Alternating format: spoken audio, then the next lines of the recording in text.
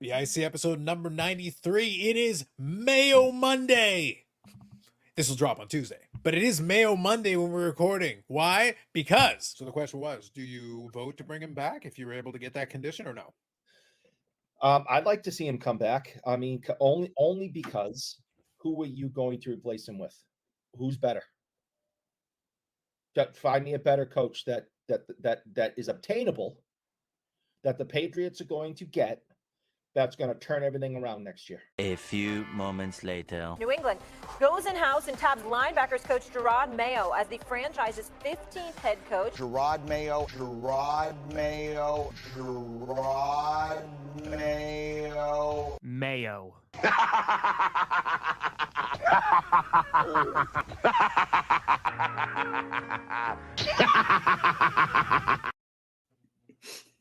Mayo Monday. Fantastic. Magnificent. I had it there. It was ready. It's like, Brandon, it was ready. It was right there for the moment it was needed. When we needed a hero, here comes Mayo. We'll talk about that and other Does games he that are wear the fragrance? Listen, Brandon, we're going to get into all that. We're going to be talking about a lot of week one in the National Football League. We're going to have our silly card of the week, and there'll be a couple of little sprinkled sports card related topics. We do have a few, but I think it's going to be a football heavy episode. That and more on this episode of the BIC podcast.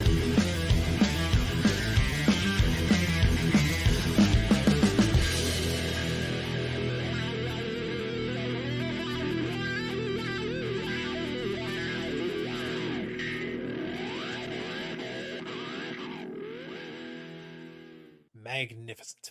Once again, under the watchful gaze of Brett Favre. Yes, we're going to talk about week one a little bit here. But before we do, let me get through a couple different things and we'll make sure we have it. So first of all, I'm going to make sure we cover a couple of comments from last week's episode. So I'm going to start off with that. So we'll go from there and then we'll touch on the silly card of the week. We got the results. And I think you know where this is going, but we're going to get to that here in a second. But before we do, let's talk about it. Because the topic of is a hot dog a sandwich, it invoked feelings in the people. People had responses, so I think we're going to have that. So let me quickly go through a couple of these. I won't read everything all the way through, but I'll touch on a few of them. So first of all was Dr. Copernicus here, who said, I'm just here for the Jimmy Walker card content. Valid. Fair. Then Bob Boozle said, there are more intact bones in a bucket of Kentucky Fried Chicken than there are in the bodies of Eric and Mick Foley. Also valid. A valid point. I can't argue that one. Yeah, my response was hashtag Uberfacts. When regular facts are not enough. Uberfacts. Yeah. So we had that. Josh Pack here says, I feel like if I put a hot dog on bread, it has to be a sandwich, but if I put it on a bun, asking additional questions. I think that's fair. CC says, good episode, guys. Thank you. Italian veal sandwiches are typically served in a Kaiser-like bun that's not flat. So Eric, are Italian veal sandwiches not real sandwiches? Question mark. In my opinion, a hot dog is not a sandwich when a hot dog bun is still connected, joined, but once a hot dog bun is separated, it then becomes a sandwich. These are deep philosophical thoughts, people. See, I knew it was a thought-provoking question, and it literally led people to think. It provoked thought. Fantastic. Stuck here says, I make mine with peanut butter on both sides, jelly in the middle. Eric responds, you're a crazy person. Stuck responds with an emoji, with the tongue sticking out. And I feel that so Brandon, the point is the discourse was strong, and we appreciate it. So thank you for the wonderful discourse on that last episode. Now, last week's silly card of the week. It was tough. There were two closely matched options here, but there was one winner, one that reigned supreme. The Phil Esposito photo under protest, 31% of the popular vote. The Paul Gibson error, 28% of the popular vote. But with 42% of the popular vote, my friends, I think you know what it is. It is indeed peanut butter jelly time. Peanut butter jelly time. Fantastic. And just because I'm a swell fella and a man of peace, I am going to link you to that image. That right there is a YouTube video. It is 10 hours of peanut butter jelly time. So this is basically what Eric watches when he goes to bed. 10 straight hours of peanut butter jelly time. The banana will dance for 10 straight hours. I do like it when they do it on Family Guy, but I don't think I can watch this. Oh, but secretly you can. And it was indeed peanut butter jelly time to the tune of 42% of the popular vote. And the winner for last week's Silly Card of the Week. And we thank you again for the participation because we got 36 votes, which I think is a record turnout. So thank you all for that. And I thought I had it. I thought I had it. Like the 2 times that I really was confident in winning, Troy Dan, You got and the robbed. Jock Scratch. Yeah, No, we all agree on Troy Dan. We all agree that Troy Dan was a travesty. Troy Dan Yes. was a robbery. This one, you were fighting the forces of peanut butter jelly tap, Brandon. You didn't stand a chance. I'm sorry. Well, I lost to the Colsey hot dog. I had a guy in a hot dog costume. I know. And Eric wins with a guy eating a hot dog. You win with a damn peanut butter jelly sandwich, and I had a literal guy in a hot dog costume. Well, like I said, but you're not linking the This same week, weeks though. it's no holds barred. I got the perfect card fired up. All right. So do you want to go first with the perfect card? Or do you I want will to go save it for first. last? I will lead this segment. You guys, you can just put your cards away. We'll only post this one this week. It is actually, I'm going to say no, it's not a probably. I am going to buy one of these cards as well. I didn't know they existed. It's a callback, and I can't believe we haven't discussed this set, but it's a callback to an old 90s set. And I mean, how much better can you get than this beauty? All right, we're about to bring it up here. And before I do, I'm going to say it, even though technically it wasn't a segment per se that fit it, but nonetheless, Silly Card of the Week is brought to us by AMG Collectibles. The AMG Collectibles And you can YouTube probably channel. get one of these at AMG Collectibles. You probably can. That's right. AMGcollectibles.ca. All And your card of the week needs. Visit AMG Collectibles. That's right. And we're going to have a new episode. Steve will be heartbroken. He will be distraught. I already know. AEW 2024 flagship has been delayed by a week. You know, the tears have been flowing all the way from Nova Scotia. He has refilled the ocean with his tears. Just bawling his eyes out because the AEW flagship has been delayed by another week. We have, joy denied by another 7 days. But we will discuss, nonetheless, where his feelings are at. He's got to be unconsolable right now. It's absurd. It really is. It is absurd.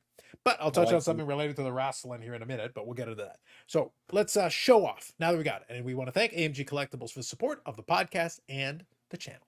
All right, let's check out Brandon's admission to this week's Silly Card of the Week is a Jason Robertson Credentials Provision card. The man is wearing a cowboy hat. Look at the This beautiful is Eric's favorite kind of card. artwork. Like I told y'all, I text y'all like days ago and said I got my card. I knew it as soon as I seen it. This was it. It is truly a Venn diagram of Brandon here. This is very much a Brandon card. I think we can all agree this is a Brandon card right here. Very much so. He's got on the baggy. I'm gonna assume those are chaps. The green vest. The outlaw Do you assume jacket. or do you hope they're chaps? Because there is a difference. They actually look very weird. I can't tell what they are. I thought at first he had his hands in his pockets, but I think there he's actually trying to hold the pants on, like with the belt loop there. I thought they weren't. I don't know what the hell they are. And last week There are a lot Eric of questions had, that this card breeds. There are a lot of questions that this card brings into focus. It really does. Now, make sure, Brandon, this time to send me the picture right after. So right after, shoot that one over to me. So this will be the first submission. So Eric, I'm giving you the option. As the champion with peanut butter jelly, I am allowing you. Would you like to go next or would you like to go last? I can go next because you are the champion. All right, if you are ready. All right, we're removing here. Thank you, Brandon, for your submission. I've made a last moment change. All right. See, he knew he had already lost. How do you beat that? I can beat it by taking a Hall of Famer. A Hall of Famer. One of the toughest guys of his era. A legend in every city he played in, especially Minnesota. Did one night in jail for a cheap shot on the ice in Toronto, I believe. I have here Hall of Famer Dino Ciccarelli on a UD Choice Upper Deck card. And this is Dino, could say Dino, feeding a modern day dinosaur. Yeah, this was a 98-99 UD choice where he's feeding a rhinoceros. Okay, he is a Hall of Fame hockey player feeding a rhinoceros a carrot. This is a hockey card, folks. This is a hockey card. So is what I showed. And he is feeding a rhinoceros. I don't see Dino Ciccarelli wearing a silly ass hat. No. Right. Like, and he's got on similar pants as Robertson. He was just copying Robertson's style there with those pants. I see a rhinoceros on a hockey card. Mm-hmm. That is what I see. Upper Deck Choice, 98.99. You can also check out the it was the gold StarQuest Gold. That's the set of the StarQuest Gold. By the way, that series only came out 1 year. So that was 1 year that they came out with that. 98.99 was also the year that they introduced MVP. That was the first year of MVP as well. A product which still remains to this very day, even though UD Choice is not. All right. So we got the rhinoceros card. We've got, Cowboy Jason Robertson. We got that going for us. Now this one, you got to think about this one for a minute. I'll share it with you. It is actually also a bit of a Venn diagram of a couple of things that have been discussed in the past. So I've talked about in the past my love for the classic OG American Gladiators. This has been discussed in the past. And of course, there are some running jokes on the channel that have been discussed numerous times. And if you guys go back to 1991 American Gladiators, they've got all the American Gladiators from back then, but a lot of action cards, and pretty much all of them have a lame pun of some kind on the card in an action shot. But this one touches on a couple different things, as I said, 91 American Gladiators, and it covers perhaps an allusion to a 4th, 5th, 18th rate greater in the space. Tag, you're it. American Gladiators 91. That's what it says on the card, Eric. I'm literally just reading what it says in the caption of the card. And they're playing hang tough, and they're trying to go in there. Like you guys know American Gladiators, hang tough. There's in the middle of it, great action. Tag! Exclamation point. You're it! Exclamation point. Wonderful. Splendid. That is something. Yes, it is. A lot of really bad puns in that 91 American Gladiator set, and I was quite proud to come across that one, and I was like, yes, you're it. I have to ask the question for the people, though. Did you find that card because you were searching for a new coaster? No. I went in because I knew. See, Brandon, when it comes to it, now we have evolved the silly card of the week, where we are now employing, and this week I feel that we've really shown it off. This week we're employing strategery. We are now in the realm of strategery. We're all seeking an angle, a twist, a segment, a something that kind of fits. So when I sat there, I go, 91 American Gladiators, let me just scroll through and see what we got here. Just as I scroll through there, by the way, there were a couple of good choices. There were a couple, but as soon as I saw that, Brandon, I'm like, yes, that's how I was with the Robertson. Like there was no, I've been actually hunting for the card. This one hunted me. I was it was on the Jason Robertson prowl looking through the cards, and I was like, holy hell, I didn't know they brought back Provisions. And then I was like, holy hell, this is a call to the card Eric sent me, and it says, you deserve this. I have the card here on my desk somewhere. Yep, it was the UD Portraits. Yeah, that was the Portraits one, but he sent me the little card. I don't know where I put. Oh, it's right here. Like I said, you deserve this. And I was like, that just reminds me of that card, and it's like I got my choice. Indeed. It wasn't hard this week. It found me. Well done. So let me touch on a couple of things real quick. I'll hit on a couple of very specific things, and then we'll get into talking a little bit about week 1 in the National Football League. So real quick, I'm going to make mention of it now because we do have a viewership of folks that skew a little bit Canadian, especially also. And I'll mention it again on the live stream because I'm going to be doing a card show. I'm going to be setting up with the Burrell. So you can meet the Burrell in person, and you can meet 2 people that are on the back of Victor's book in the acknowledgments. 2 of them. In that Are very you doing a table. book signing or a card show? Yes. The answer is yes. So it'll be what it needs to be, Brandon. It'll be what it needs to be. But that is the Greater Toronto Card Show on Sunday, September 15th, 2024. And I'll leave a link in there to thing if you happen to be in the area, because I do know some of folks obviously are in the Ontario and Greater Toronto area, so you can obviously visit. And it is fun when you listen. You got the Burrell setting up at something that isn't the expo. At this point, that already is novel in and of itself. Yeah. And then you tack on the fact, like I'll have some stuff. If for some bizarre reason you're interested in some wrestling, I'm gonna have a whole stack of it. I'm gonna have a crap ton of it. And I'll touch on that a little bit. But regardless, I'll put a link to that. I just wanted to make sure I made a mention of it, since it is something that's coming up this weekend, at the time that we're recording this upcoming weekend. So I wanted to make sure I touched on that. One other thing I wanted to touch on before we get into the rest of it, and it'll play right into our week 1 discussion, because off the top, I played the video and I found out this is a real thing. Listen, it's no Enema Man, but Eric already bought out all the Enema Men's. Yeah. Perhaps, allegedly. Sadly. But, my friends, Duke's Mayonnaise has a plushie.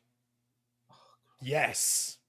Ooh. Yes. Need to be on the lookout for those. He's called Tubby Plushie. He's Tubby, Duke's unhinged mascot. Perfect for kids and adults alike. Tubby will watch over your home, crib, or office, ensuring no other Mayos enter the building. This is what we need. I have not came across this. I do have another weird plushie that has been actually selling. It's a little 4-inch red robin bird. People are loving those. But I haven't found the Duke's Mayo. I'm gonna have to keep my eyes out for those. I gotta keep an eye out for Tubby, man. What's your price? I know you got a hefty offer you would make me on those. Eric is telling you, like his face, he's trying to stay stone faced. What he's saying to you is no price is too great. It's Bruins colors too. Did you notice that, Eric? It fits right in with the decor. Just saying. I want y'all to think about it. Now y'all know. Tubby is a plushie. You people disgust me. We accept these. We accept these terms. It works out. So, scratch that off my list. I got a list today. It's great. All right. One other thing I wanted to quickly touch on as well. So I'll make mention of it on basically this week, because what I'll probably do is I'll do a community post separate from it. Purple GT22, who's a YouTuber, a long-standing YouTuber on that side of it, was asking me if I would come on and do a live stream talking some wrestling, more than likely. If it happens, it will happen around midweek. So recording this on a Monday, we're going to drop this on a Tuesday. So if anything of that comes up, I will mention it in my social medias and also mention it somewhere in the community post. We'll have the silly card of the week there as well, of course. But I'll let you know. Basically, he just needs to finalize the exact timing of it. I think we're tentatively shooting for Wednesday if that happens, and then also the timing is going to be a thing. But again, I'll mention it again if it comes up. I just wanted to make sure I made a mention of it here. One other thing I quickly wanted to touch on and make sure I touched on it is real quick. I've enjoyed, Eric, the fallout of the Linkin Park controversy. It continues unabated. Shockingly, people get in their feelings. And I would also like to note that I have pre-ordered the Linkin Park CD. Okay. I'm in. Let's go. Hey, listen, I thought the song was good. Like, I really don't care about the rest of it. I was like, I still want the CD. I'll take it. Sure. Music is a form of art. Art is in the eye of the beholder. And listen, if the not swell fella PC has taught us nothing, is that look, this isn't, you're not offending me. This isn't directed at me. So like, it's not my problem. My only question was, does the song sound good? And for me, it sounded good. I liked it. So I was like, all right then, I'll support the album. That may be the last one they do for the amount of backlash they're getting from some circles. But hey, maybe it'll be a collector's item? Question mark. Who knows? I don't know. But nonetheless, I have enjoyed it. Like, as a man of Schadenfreude, in addition to being a man of peace, I'm getting my Schadenfreude side is really being fed. It's being very well taken care of this week. That's important. Mm-hmm, mm-hmm. Now, in the same vein, also one last thing I'll mention. I'm playing around. I love my gadgets, but in this case, I was playing around with it, and I've done something that I haven't done in a lot of years. I actually bought an MP3 player because I love playing around with some of these things. See, I've got my iPhone, and it actually works fantastic. But I also actually buy CDs. So the reality is I've got the songs in there. Now, I can play them on Spotify anytime I want. By the way, this thing plays Spotify. If I really want to, I can do that as well. But I love the fact that it's got the little scroll wheel and everything. This is like the hi-fi walker and everything. I love the fact that you can put a little SD card on the side of it and load a crap ton of music on it. It's kind of nice to have an offline thing. By the way, this thing actually plays with Bluetooth. So I was like, oh, okay, I can do wired or wireless. But it's kind of fun going a little old school and actually connecting the wired headphones, because I've got some nice headphones that I can connect to this. And I'm like, it's nice to have something that isn't just relying on the phone. This doesn't require the internet. The other one kind of does in order to work properly. You can download stuff, obviously, but it's kind of nice to have. So going a little old school with this one and having, I'm playing around with it. I just love gadgets. So for me, it's kind of fun to have one of these things. And yeah, so I'm playing around with it a little bit this week. Just picked Is that brand new or something that you got used from the past? This one I bought on Amazon. Got it. These things are not very expensive. This one is actually still a fairly new model, but they're not expensive. These things are like 150, 160 bucks. And you can load the SD card. It comes with 64 gigs of space right there, and you can make it up to 256. You can literally swap out the card, and you can get an SD card for like 30 bucks. So it's like what's the max capacity it'll hold? 256. I'm surprised it doesn't go higher than that. Well, I think at that point, the machine basically is set up to do up to 15,000 songs. Realistically, I don't think you need half a terabyte worth of songs. Like, I suppose you could, but it's like, no. Sure. I haven't listened to 15,000 different songs in 50 years of my life. I was going to say, I don't think we even counted it. It's like, I don't think we can get to 15,000. We just count your Kiss album that you just play on repeat. Repeat. Yeah, just over and over again. Just roll with it. So like I said, this segment was a couple of random quick things. And again, it's on my list. So I wanted to make sure I covered it. All right. So I think that's it. Wanted to touch on it since I figured it was some fun stuff. Right now I'm at the time of year, honestly, and it'll play into the little discussion at the end. I'm at the time of the year that I'm kind of enjoying all kinds of things. Obviously, I've got my collections, I got my hobbies and everything, but like shit like this is a hobby too for me. I love gadgets. So stuff like this is fun for me, playing around with it, trying to get reacclimated to actually using one of these, as opposed to the other one where it's just download. But I've got so many CDs and stuff. I'm ripping the MP3s on here, but I own the music. Obviously, I bought the damn thing. But I'm like, it's kind of nice to actually use the music I already bought and actually load it onto a device, as opposed to just getting it off Spotify, which, by the way, is super convenient. I like it. It's good. But at the same time, I do support the artist by buying CDs. But right now, they're kind of paperweights if I don't do something with them. So it's like, then I physically own it, but then I'm not using it. Right. The physical media is also cool because you get like, I think it's almost, and we could, in a subtle way, tie it to cards. I think a lot of the element of physical media, because obviously it's phasing out the more and more we go, whether it's music, movies, or anything. But when you look at cards, we talk about how people don't really look at the cards anymore. They don't really read the backs, the stats, and all of that like we used to. And that used to be a big key thing of it. And I think there's going to be eventually a loss of, and maybe not for all generations, but like for us, did you not ever enjoy sitting down and like looking through the pamphlet for the CD? At the artwork, the lyrics would be in there sometimes, or like maybe show photos or whatever, depending on which edition of the album you got. They're not going to have that anymore. Still get a lot of that with, you can still get a lot of that with the vinyl album version with a lot of them, because they'll go through the extra effort to put in a little extra in there because they know that there's a collector base that likes that. So even with that Linkin Park thing, I did order the CD, so I'll be able to rip that and put it in my MP3 player. But I also ordered the vinyl version because I have a vinyl player, a record player. I can put it on there and play it, but more than like 90% of the time it'll be coming off, I'll use the CD and then I'll put it onto one of these or play it that way. That'll be what'll get most of the play. But if I got some time, I just want to sit down, I've got the record player in there and the speakers, and I can just put it on and just run it through that if I want to. So I have that option. So, and the album art looks really nice in the larger form factor. So you've got that aspect of it. But then inside of it, oftentimes they will put like a bigger book. But since it's an album, they'll be able to really give you a booklet. You'll be able to spread it out, open it, and look at pictures and stuff. Maybe in this case, an apology. We're sorry. We didn't go to the Google. We didn't vet our lead singer fully. Our mistake. We apologize. We do not condone Tom Cruise. It might be worthwhile, Eric. There's still time. It hasn't, it gets released in November. Maybe they should denounce Tom Cruise and that'll help them. Yeah. It couldn't hurt. Did I mention my Schadenfreude is getting fed so well, Eric? Like, it's getting fed. Let me tell you. Oh, it's getting fed. All right, let's talk some week 1 NFL, and then at the very end we will actually touch on a couple of other. I do have a couple of collecting related topics, but let's talk a little week 1 NFL. All right, off the top, I already had our fun. Let's start with Mayo. There's no other place to start. It is Mayo Monday, so we got to start with Mayo. Eric, they did a thing. They won. Listen, All I think praise to the Mayo. everyone is shocked. There's nobody that thought that was going to happen. They played well, definitely above expectations. Defense looked strong. Offense looked like they had some things going on. This is the best the Patriots have looked in 2 years. Now it's only one game. Okay, we're talking about one game.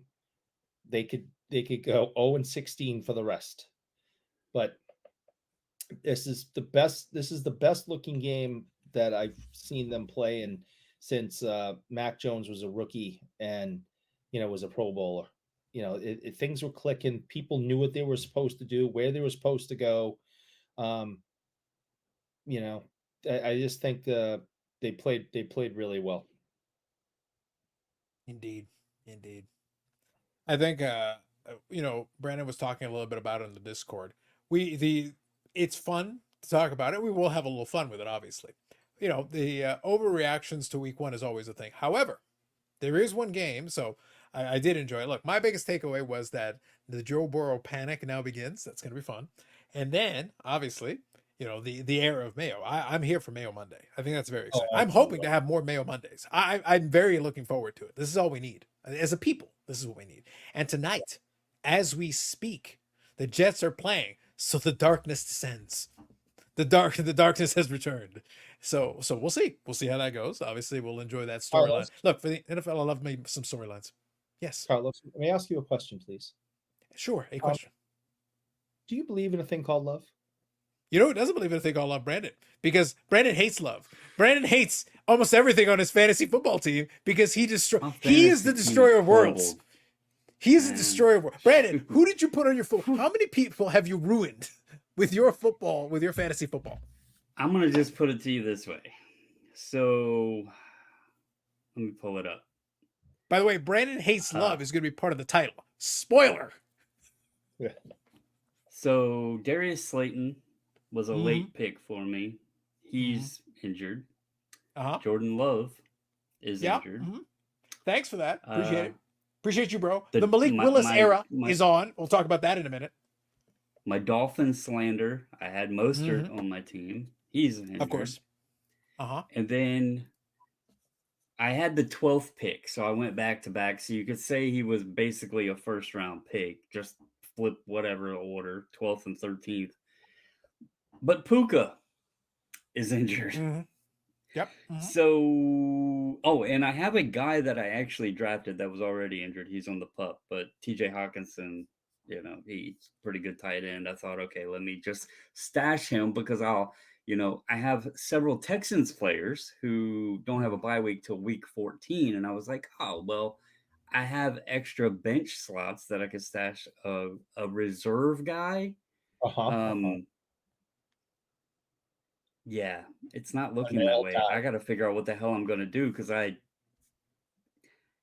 half my squad is hurt after 1 week. I don't know if your league allows for a long enough team name, but have you considered renaming your team I Am Bobble's Destroyer of Footballs? I have not. But I will say it seems to be a common theme, and maybe, I enjoy playing fantasy sports, but obviously in the baseball league, I finally gave up the injured reserve because every time I turned around, I had a guy going on the injured list. And I actually had, I can't remember what the team name was, but it was waiver wire something. I had a football team. That's what I named them like mid-season a few years ago because every week I had to go to the waiver wire because I had guys getting hurt. So my lineup was it was completely different every single week. So it seems to just be a common theme, but Indeed. So, Eric, just so we're all on the same page, what I've decided to do, and I had planned for this because when the moment came that we were going to get to discussing the week one, I thought first I would describe Brandon's destroying of football teams, real and fantasy. There's a lot of that. However, I thought it would be fun to play a little game. I like to call it Malik Willis era trivia. We're going to play a little trivia game. I'm going to ask you both a question related to Malik Willis, and I've got the information right here. This is going to be very exciting because right now I am in the midst of the Malik Willis era. And let me tell you, it's as exciting as it sounds. Okay. I'm rooting for the kid. Question. Go ahead. Yes, Eric. Who's Malik Willis? He will be the starting quarterback. Like the meme, that's my quarterback. That is my quarterback. Okay. He was playing for the Tennessee Titans previously. Okay. He went to a college just a couple hours from here. Yeah, and he was a quarterback for the Tennessee Titans that couldn't beat out the Mayo man, Will Levis, for a job. Oh well, you can't beat up because he was Willis. Yeah, he was Willis. Yeah. So let me ask you both a question. Okay, go ahead. I want you to guess. We're going to do this Price is Right rules, and here's what I want you to do. So $1. Malik Willis has played in parts of 12 National Football League games. 12 games. Ooh. 12 games. In his career. In his career. Yeah. What I would like you to tell me is how many passing yards Malik Willis has accrued in being on a roster for 12 NFL games.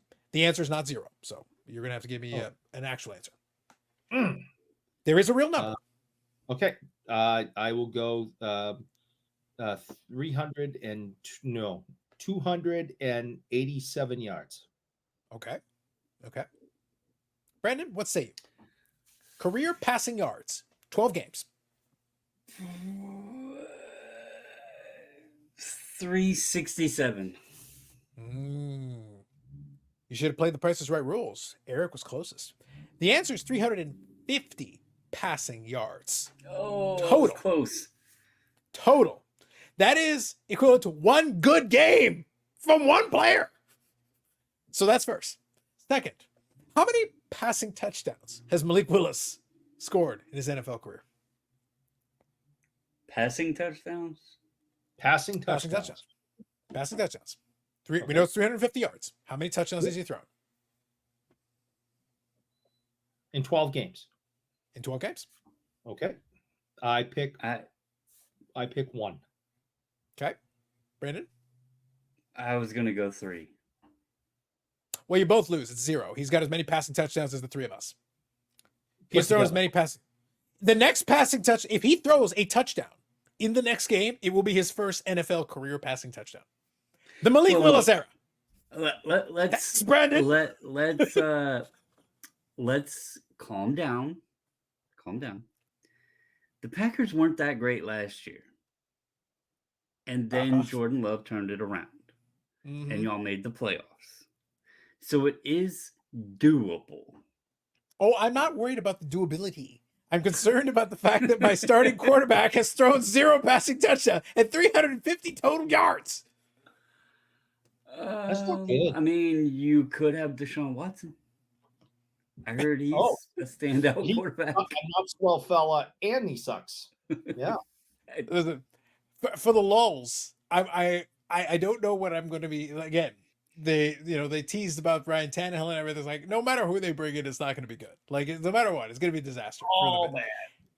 Now, the reality is you could hand off the ball. You could go to a predominantly running. You could go to a game manager style. And might work. You might be able to squeeze out a win there. That might work out for you. But I will say that's making it kind of tough. With there were a lot of very questionable performances though in week 1. And I will say, I think what annoyed me the most about the Green Bay game is not that they lost to the Eagles, because at the end of the day, they were in a neutral field. It was very weird, and the field wasn't great. Like it was a very sloppy game. Obviously, week 1, it's going to be a little bit sloppy. My problem with it was that he was hurt literally right at the end of the game. Like it was like the silliest. You got through the whole game. It wasn't great. Whatever. Eagles win that game, fine. But then you get hurt, and then they're sitting there like, okay, well, how serious is it? And they're looking at an optimistic timetable of 3 weeks. So the Malik Willis era could last somewhere between 3 to 6 weeks, depending on how things go. So it's that's a bit rough. It's a bit rough, that one. Bit. Now looking ahead, the next two games are going to be against the Colts, so they're going to get AR-15. So we'll see how that one goes. That one goes down there. He looked pretty good. They lost, but he looked good. Yeah, he had some. Yeah, he had some moments. So that's going to be the next one. They're going to play that on the 15th. So that'll be the same day as the card show. So I'll be keeping score. I'll be keeping tabs while hanging out with the Burrell. So we'll see how that one goes. I got the streaming on my phone. We'll see. Maybe I'll be watching a little bit of the game. Well, maybe that's the time to ask me for deals because I'll be like, yeah, whatever, take it. and then they get to face the Mayo Man on the 22nd. Packers are going to go 0-3. Listen, Wait a minute, hold on. I didn't know Karl Malone was still a professional athlete. not the Mayo Man, the Mayo Man. Oh, the Mayo Man. Oh, okay. Yes, Will Levis, your personal hero. Yeah, he. Oh wait, I thought the other Mayo Man. There's No, too many not Mayos in the the NFL. Mayo Man, not the Mayo Man who is the purveyor of Mayo Monday. No. We're talking about the sense of greatness, Mayo Man. Number 8. So Number his 8. former team. Yep, he's They going will to play his actually former team. compete at quarterback. Well, listen. Listen. You want to talk about Brandon? This is how badly you've screwed over my team. This is a murderer's row right here. You got the Colts playing an AR-15 next. That's coming up this following week. Then the Titans, and they're facing the Mayo Man. You know, listen. He's out for revenge after the unfortunateness of the first. Like, ooh, listen. And then September 29th, they're taking on the Vikings and the resurgent Sam Darnold. The resurgent. He's came from the Lazarus pit and has risen. Almost can't make. Can you please say they're facing the Jets afterwards? No, after that they're facing the Rams and then the Cardinals. And then the Texans on October the 20th. The next time they play there's some teams that are questionable. Like a lot of teams are kind of in the middle. Then the next time they face a legitimately is the Jaguars all the way on October 27th. You got to wait almost until Halloween to face the team that's kind of like not that good. Not that good. So it's questionable at best. It's rough. It's a rough go. And then by the time you get to November, it's Lions, Bears, 49ers. And then November 28th, they get your favorite team, Miami. Oh, yeah. And then the Lions again, then the Seahawks, then the Saints, then the Vikings, and then the Bears. The Bears to finish the season. The Bears. It's a bit rough, You man. might be screwed. Yeah. Oh, no, listen. Pending, unless the chosen Rosen is coming through to save me, like I'm super screwed, like unbelievably screwed. That's why I say, like, it's clear to me that you hate love. You are very, very. You've got a lot of hatred in your heart, my man. A lot of hatred. Drafting these players, condemning them to horrors. What did they do to you, man? What did love do to you? Tell me where love touched you. I actually thought he was going to be a really good quarterback, and I had him. He should have been. He should have been, but you put the Bubbles hex on the man. You put the Bubbles hex. Yeah. Now, what I'm curious about, Eric, is that he actually has the Dallas Cowboys defense. So I'm curious how he's going to take out an entire defense. That's actually what I'm curious about. Like, is a building going to fall on them? Like, does lightning strike and like kill them all? Like, what happens? Plane crash. A meteorite? Like from space? Or does a satellite fall out of orbit and like land on them or something? Like, what's going on? Well, I mean, they're in Dallas though, so I am a Stars fan. So you're saying nearby Houston, a rocket goes off kilter, it goes and takes them out. No, because see, I actually have 3 Texans players too. Hey, listen, the rocket might be able to get some incendiary damage. Like, look, there's enough room there. They're both in the same state. There can be things happening. Yeah, I don't know. So it's going to be a long season for both of us. Oh, at the rate we're going, absolutely. Like, thanks for that. Appreciate it. Like week 1, you couldn't even get it to week 2. Heaven forbid. Anyway, so let me ask a question. Other than Mayo Monday, which obviously excites and has electrified the nation already, Mayo Monday has become my favorite day of the week. It's very exciting. All right. But let me ask a question. Did anything in week 1 legitimately surprise you? Yeah. Because week 1's always a little weird, other than Mayo Monday. Oh. No. Let's leave that one be. That one electrifies the nation. But I'm talking about outside of that, out of the other outcomes. Again, week 1 is always a little bit. Think of it extended as extended preseason. Stuff still happens, weird stuff and wonky. That's why I say you never put too much stock in week 1. You don't ignore week 1 because like there is some. If something is a real glaring issue, it will still be there. And then in week 2 or week 3, week 4, it's not going to suddenly fix itself if it's a glaring issue, like a real glaring issue. But week 1 tends to be a little wonky. Stuff happens. People are getting settled in. They're trying to find their rhythm or whatever the case may be. So is there any surprise to you that you really weren't expecting for a week 1? I think the Cincinnati, like I said, for me, I'm not going to say it was, Mayo Monday, but I think it was the way the Cincinnati played in that game that was surprising.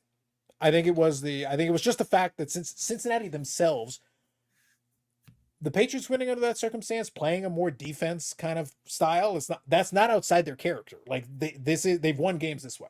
But Cincinnati, there's a lot of expectations for Joe Burrow coming into this season, coming back from his injuries and such, and people I think were hoping or expecting something else, and they just didn't get it. It just wasn't there. I honestly think this was one of those.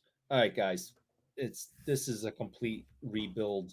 Patriots. Belichick's gone. Brady's gone. All right.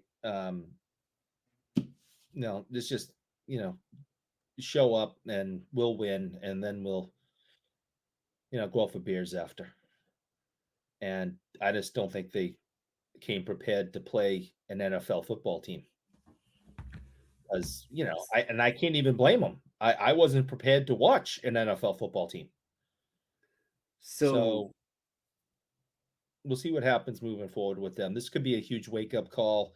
They could be working twice as hard this week in the film room and on the field, and come out next week and just destroy whoever is put in front of them. Or they could be like, oh my God, we lost those guys, and it's all downhill from here. It's going to be a sinking ship. I don't know.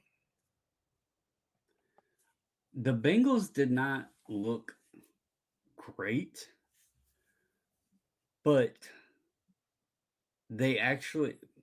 So we're giving Mayo his credit, and the Patriots. They were surprising because they came out and played a good game.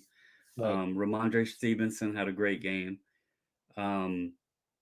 But overall, for the Bengals, even though Burrow did not look Burrow-esque, you have to think they didn't know if Jamar Chase was even going to play, or was he, that was like right before the game started thing.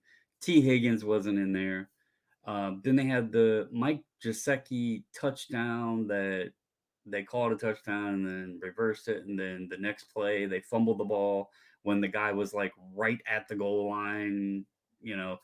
Then there was another example, Brandon. I don't mean to interrupt, but that's a perfect example of them not taking it serious, right? If they're playing Buffalo, that guy's like this, even with an inch to go, because he's like, man, I got to stay focused. He's just like, these freaking ass clowns, the Patriots. I'm going to walk right in and then punched out. That's a perfect example. They were not taking this seriously. There was, I think, 2 fumbles. I can't remember if one was in the red zone or if they were inside the 20 trying to go the other way. But either way, there was 2 fumbles around the end zone. And then, of course, like I said, they had the touchdown that got reversed. So they kind of shot themselves in the foot. And I don't think any of them were on sync. I don't know if the effects of like Chase and then obviously Higgins not being in there was part of it. Burrow overall, I mean, he was 21 of 29, but I mean, he only had 164 yards. So they were all short passes. The Patriots defense was on his ass the whole game. Like that defense looked good. So I don't know that the Patriots were. I think the outcome of the game was surprising because the Patriots beat the Bengals. But I don't know if it's a sign that the Patriots are going to be good. If that makes any sense. I have. I think the Bengals beat themselves, and I hate saying that, but I really think the Bengals beat themselves, and it wasn't necessarily the Patriots beating the Bengals. My surprise, and I'm going to go to my team since Eric spoke on his. My surprise was the lack of Mark Andrews and the productivity of Isaiah Likely. I know he played, some last year with the Andrews injury, but that kid can play. Like, he outperformed not only Mark Andrews, his teammate, but he outperformed Travis Kelce. And so I'm really excited to see what he can do this year if Lamar's going to start like keying in, like making him the number one tight end. Because that dude, like, obviously that was an athletic play no matter what, to make the catch and then have the mindset to try to get his feet down. It was unfortunate, his toe was out of bounds, but it was almost a really like highlight play week 1. So Yeah. that was my surprise was the performance of Isaiah Likely. Who happens to be from Massachusetts, but not that needs to be brought up. Wow. Heaven forbid, who would have brought that up? But yes, I think it's. Did you Google that, Eric? No, I wanted to read. Someone told me that the other day, and I just double checked to make sure if I was remembering correctly. He's from he went to Coastal Carolina. He's from Cambridge, Massachusetts. Wow, amazing. Now, one thing I was going to mention since you brought it up was that Burrow had the 164 yards. And to your point, he had that on 21 to 29 here. I just have it in front of me just so I can see it. So that's 5.7 yards per attempt, which isn't great. Let's be clear about that. But imagine, if you will, having nearly the same amount of yards. Let's say 5 more yards, for example, on 45 passing attempts. Imagine 169 yards on 45 passing attempts and completing 24 of them for a miserable under 4 yards per attempt. Imagine such a thing. And imagine trying to position that on a Dallas defense. It's like, I think the Dallas defense is fine, but we were joking about this on the Discord. But the Dallas defense is fine. But I will say I wasn't super impressed with Dallas playing in that game. Cleveland was hot garbage. Deshaun Watson was double hot garbage, because I sat there and watched that game and I'm like, it's one thing to look at the stat line. It's another thing to look at, like, he doesn't even know what the fuck he's doing. Like, he's even when he has protection, and a guy's open, he still has no idea what he's doing. He literally did not throw to guys that were open when he had pass protection. And I go, isn't that what an NFL quarterback is supposed to do? Especially when you have enough protection in front of you on that play to be able to complete a throw. Nope, not even close. He was looking completely in the opposite direction, threw a ball that was contested and didn't come close to it. The good news is, for the lovers of advanced stats, and you know that I am all about the advanced stats. Oh yeah. In football, I really don't care as much. It doesn't bother me as much as it does in baseball. I love the little QBR number, though. I like the fact that the QBR is an index. It's 0 to 100, which is straightforward. Seems reasonable enough. 50 is average. Okay, fine. This is a scale that at least somewhat makes sense to me. Fine, whatever. And it's somebody actually grading every single play, every single throw, every single pass, every single portion of it. Do I necessarily have to agree with it? No. But would you guys like to guess what the QBR rating was? Again, it's 0 to 100. 100 is perfect. 50 is average. 75 would constitute very good. What was Deshaun Watson's QBR for week 1 against the Dallas Cowboys? 32. I was going to go somewhere in there, but I'm actually going to go a little bit lower and go like 28.3. Can I interest you in 9.4? Oh, no! Can I interest you in sub 10%? Can I interest What was you Malik Willis? Well, Malik Willis didn't play. I'm sure it was higher. I'm sorry. Snaps. Yeah, I'm sure it's still higher than 9.4. 9.4 for the, allow me to translate into English. Hot garbage. Garbage.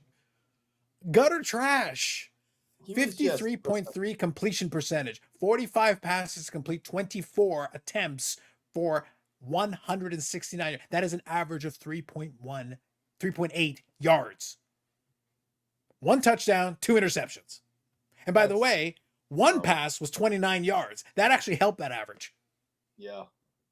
They That's did not really good. generate, Eric, in the first quarter, did not generate 50 yards of offense in the first quarter. I'm not talking about passing. I'm talking about 50 yards of offense.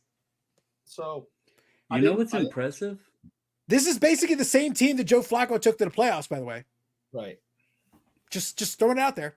How was his? I didn't see the game. How was his protection? Because last year the Patriots were so bad because the offensive line just could not save our quarterbacks, and they So became the answer to your question is it depended on the drive, but my point was the reason why I made emphasis on it. There were moments where protection broke down. Fine, it happens. A good quarterback can be made inept by protection breaking down. The point was there were legitimate plays where the protection held up. Again, Joe Flacco made the playoffs with effectively the same team. It's not like they turned over the whole roster. Literally, Joe Flacco came off the couch and made the playoffs with basically this team. Is he back on the couch? He's back up. I think he's somewhere. back up in Indy. Yeah, I think He's the Indianapolis. backup in Indy, I think. Yeah. Yeah. The point is, Joe Flacco still has an NFL career because of the resurrection he had coming off the couch to save Deshaun Watson's horrific ass after that injury. Right. And by the way, before he got hurt, he was garbage then too. Right. He did his record. Brandon brought up that he has a winning record in Cleveland. Yes. But then when Flacco showed up, they started winning convincingly. So, there is actually talent there. This would suggest, Eric, there's a common denominator. It seemed to me that we had one quarterback who came off a couch and seemed to have no problem generating offense. Another one who seemed to have problems generating offense with basically the same team. Yeah, that's bad. It strikes me that I think average quarterback play would have actually made it competitive with Dallas. I think an average quarterback would have been okay. I think Deshaun needs to relax. I think he's under a lot of pressure. I think he's very tense. And I think maybe if he got would you suggest a massage? A massage or something to relax him in his muscles and such, maybe he'll play better. Can I interest you in a new lawsuit on sexual assault?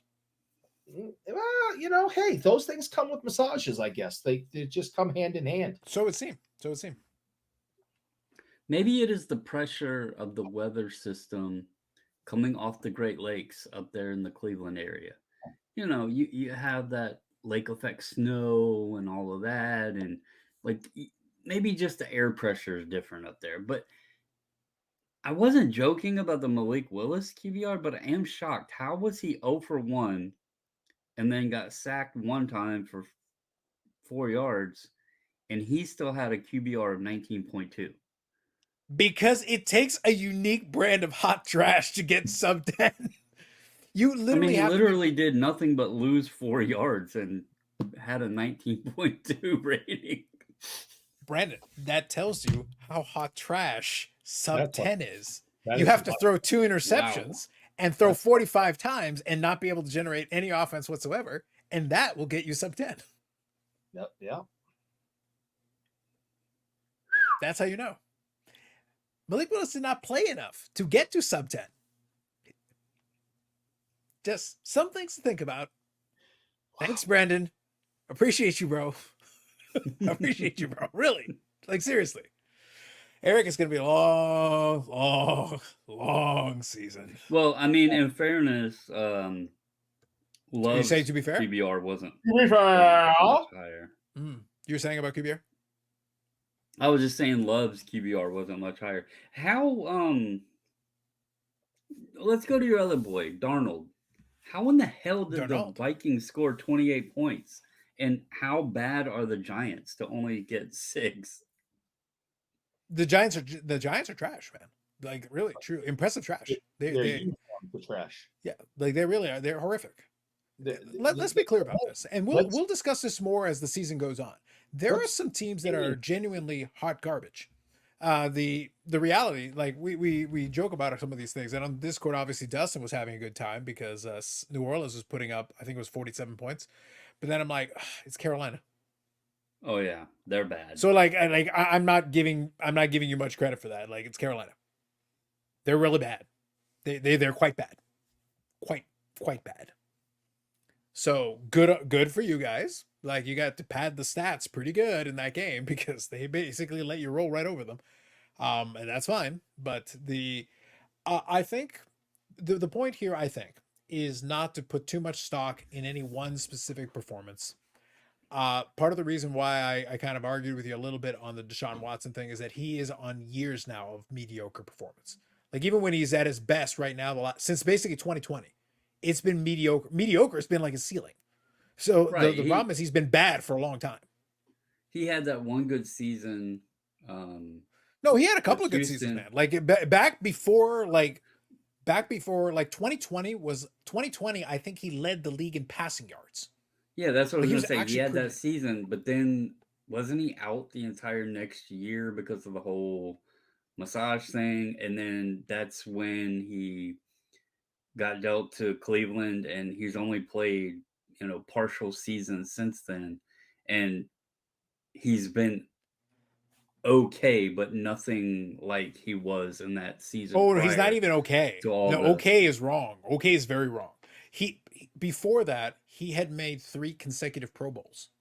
He had been a Pro Bowler 3 straight times and had a 4,100-yard season, a 3,800-yard season, and led the league with 4,700 yards. This is with still 16-game seasons, not 17. And after that, he hasn't cleared. He hasn't even hit 4,000 yards in the next 3 seasons combined. Well, he's only had 13 games, I think, since then. He's had 13 games. He's had 13 games, but so when I that's say what he I'm hasn't saying, cleared he's only 4,000, played partials. yeah, but 13 games is enough for you to have more than 2,400 yards. And I would have to assume, I'm not making excuses for the guy, but it's crazy to go from the level he was at in Houston, with the yardage and everything else. I would assume being in as much hot shit as he's been in, and the season off, the injuries, everything else is compiled. Cleveland, they might as well chalk this one up to another several years of just shit first round picks. And what is with that city and Washington? They cannot seem to get a quarterback worth a damn. Well, Cleveland is next level when it comes to bad quarterback play. Like, I don't know if you've Washington's seen got an extensive list too. The graveyard list. But the Cleveland one is next level. I want to say it's 30 plus quarterbacks. It's massive, this list. I forget the exact number, but it was a ridiculous amount of quarterbacks they've had. I'll see if I can find it. But anyway, bottom line is that I would never put too much stock in week 1 unless you're brand newly paid $55 million quarterback gets hurt because the bobbles put the hex on him. He's not just going to be shoots out lightning long. out of his fingers. It's just a sprain. It wasn't season ending. It'll be fine. Eric, we didn't even know. We needed to avoid the gaze, the eye of the bobbles. No, leave our quarterback alone. Here's a serious question. And Oh. Everybody, if you're still listening and you've made it this far and you're into football, should I drop Love and try to pick up Baker Mayfield? Oh, wow. Or should I just keep Love since CJ Stroud doesn't have a bye week, hopefully, until week 14? Because I still Love doesn't affect my team that much, since I can just play it out as long as Stroud stays healthy. But I'm wondering if I shouldn't make the move now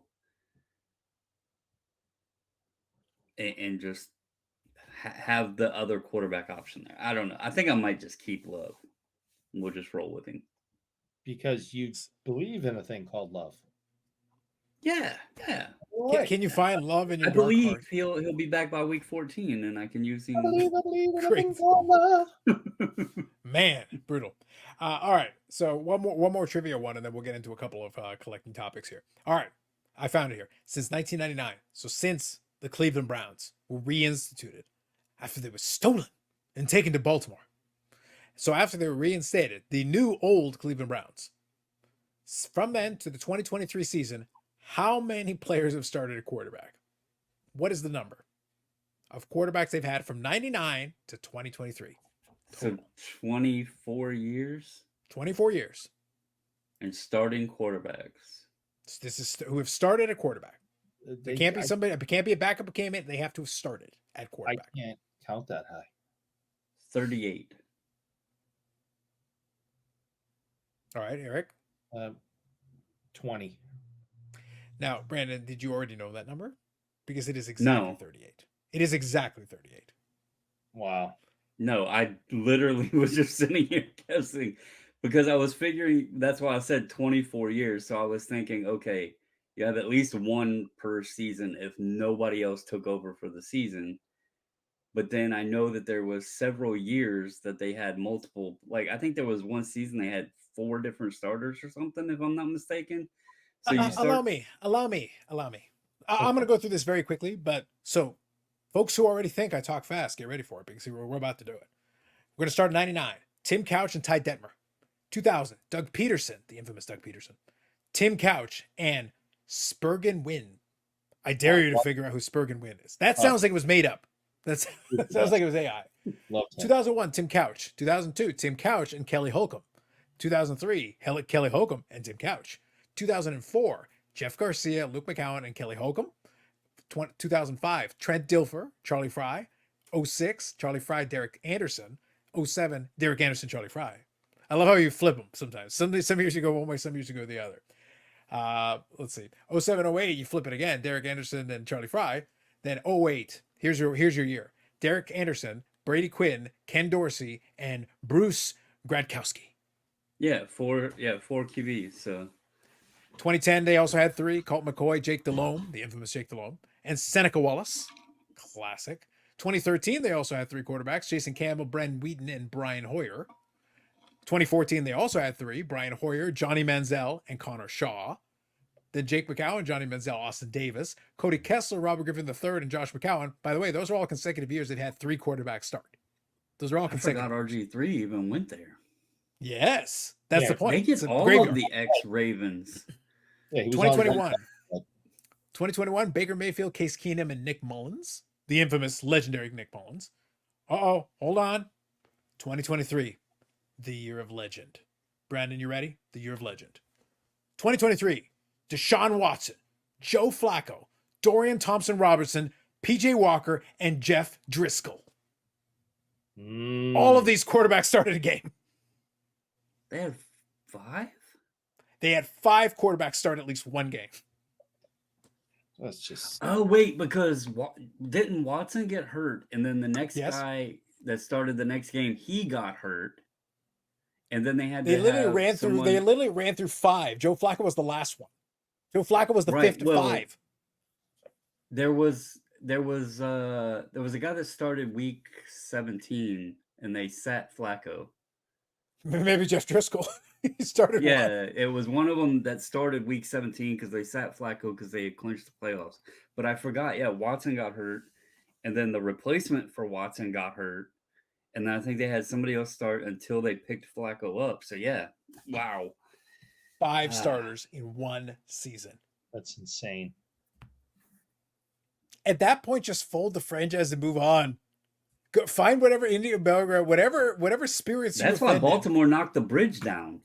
They didn't want Cleveland coming for a second team. All I'm saying is, whatever you do, at that point, you figure out what local burial grounds have been disturbed, and you apologize. You apologize to anyone and everyone who will listen. Eric, at this moment in time, you're all Canadian. You begin with the apologizing. Commence and do not stop. Do not stop apologizing. No, my it's God. brutal, man. That's rough. It's rough out on those streets. That's there's not much you can do at that point. When you go through 5 starters in one season, and Wacko from Flacco is the one who took you to the playoffs. Yeah, he did. I wonder if there's ever been a team that has too. actually made the playoffs with 5 starters in one season. That might be a record. You would think that would have to be a record. Yeah, Flacco was so good last year. I mean, I'm glad that he's getting paid somewhere, and I hope he gets another opportunity to to hit the field. Not that I want anyone to get injured or anything, but Eric, I really doubt that Joe Flacco is hurting at all for cash. Oh no, he got paid in Baltimore.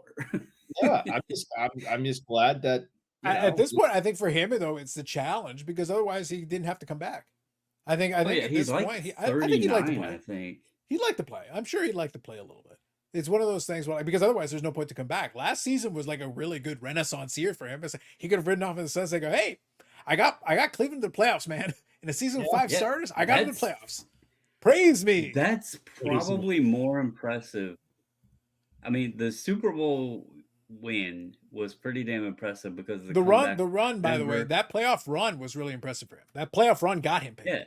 Yeah, they were all on the road against the top teams. I believe it was like Denver with Peyton Manning. We had to beat the Patriots, obviously with Brady, and then there was one other one.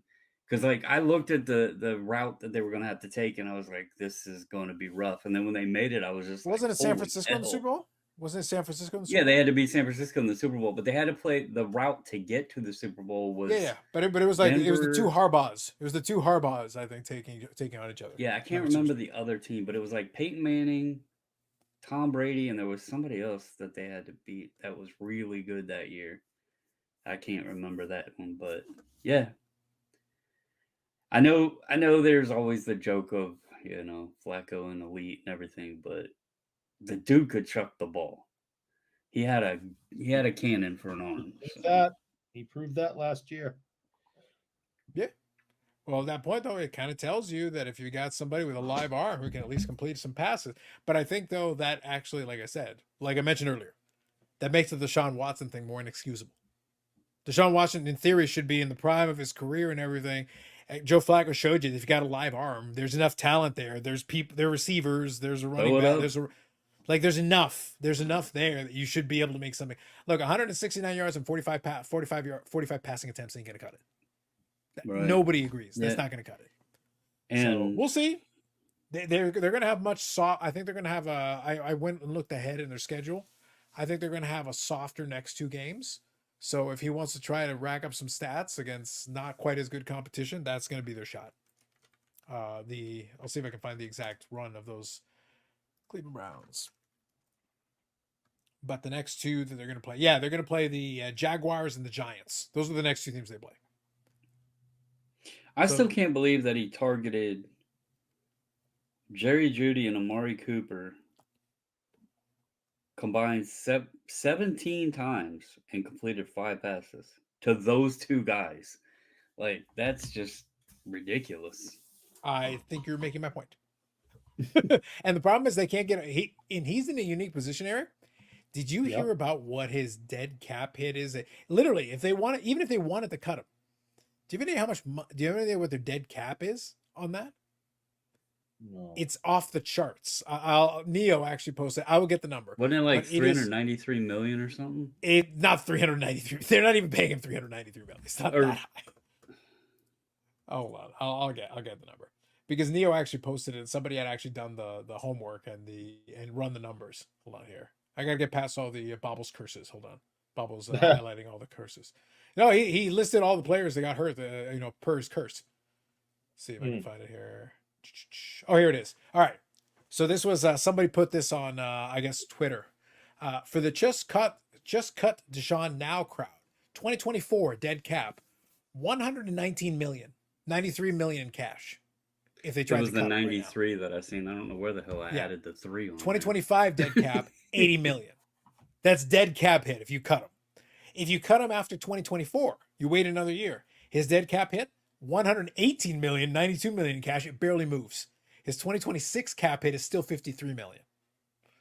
For the cut him after 2025, 2026 dead cap 72 million, 46 million in cash, 26 million in 2027. Basically, they're stuck with him forever. They will never be able to get rid of him. They basically have to pay out the entire contract because it costs them more to get rid of him. Yeah, that's horrible. That's when you're like, listen, you don't have to come to work anymore. You can stay on the roster. You're a 3rd, 4th string backup practice squad guy, but you don't have to come to work tomorrow. Stay home. It's actually ridiculous. Like if those numbers are, they basically come off the page and you just stare at them and go like, who would agree to this? That's the thing. And is that general manager still employed? And at this point, I'm not confident that general manager hasn't been unalived. Yeah, I mean, and the owner okayed it. It's like, come on. Here's your question, Carlos. You gave us trivia. Here's your question. Cleveland pays the salary. Cleveland takes the salary, but they just want to get rid of him. Do you take Deshaun Watson or do you roll with Malik Willis?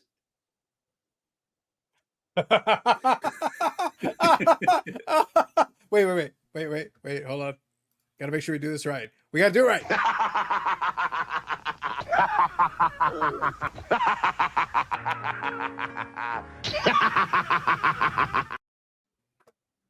Oh man. There are no winners. There's only Schadenfreude. Question. Eric, there's only Schadenfreude. There is nothing but Schadenfreude. See, this is what allows me to live through Pablo's his horrible, his evil hand of death that he put upon my team. The pox he put upon my house. Thanks a lot, Brandon, by the way. Did I mention thanks a lot? Just want to make sure we're clear on that. The only thing that gets me through the day, Eric, is just the knowledge that Schadenfreude fuels me. So I can find it in me, even as a man of peace, I can find it in me to have so much hate and so much salt. The salt mine is open for business, y'all. It's going to be amazing. The season may be disastrous, but it's also going to be awesome. I am here to wish ill upon y'all. It's going to be great. So this is basically how I do things. It works out quite nicely, I must say. Oh, yes. Eric, look. If you cannot have nice things, isn't it nice when you wish horrible things upon others? Most definitely. Yeah, I tend to live my entire life that way. Oh, listen, I've seen you wish some horrible things. I've seen the way you look at some people. I've seen what's going on there. All we got to do is refer to Friday. Another package landed on that chair today, so I definitely have some feelings about some people. Mm-hmm. See, it pluralized your feeling, became feelings, plural. That's how serious it is. True story. I found a new feeling because I keep the chairs getting look at that, just getting it's overflowing. All right, so let's touch on a couple of things here, and we'll kind of close off on this. We'll talk a little bit more about week 2. Let's see what happens. I think it'll be a lot of fun to see how things play out. I'm looking forward to it, to be honest. It's going to be fun for me. And just as we're talking, I'm curious. Let me just see if I can pull up the score to the game here. Let's see how the darkness is doing. Not well. 13-7, San Francisco. Not so great for the darkness. Well, if he's still in the field, it's a step up from last season. If he's still in the game, it's a success. Yeah, like that's already like he's at least at this point multiple snaps. We're talking. Yeah, I mean, serious. Did he make it to halftime yet? Not quite. We got 17 seconds left according to NFL.com, but almost there. Let's see if we can get him to halftime. Yeah, it's already a step in the right direction. He's gotten at least through a couple series theoretically, and they scored points, so yeah, something happened, ish. But anyway. So a couple of quick things I wanted to touch on here at the end. And as always, we had a lot of fun. We had a lot of fun with this one tonight, especially folks. You can bet that next week and the next couple of weeks, we'll definitely make sure we incorporate a couple of more card related topics.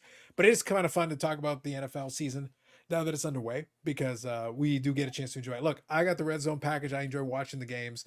The Packer games less so. The Malik Willis era is going to really test the ability of my retinas to stand.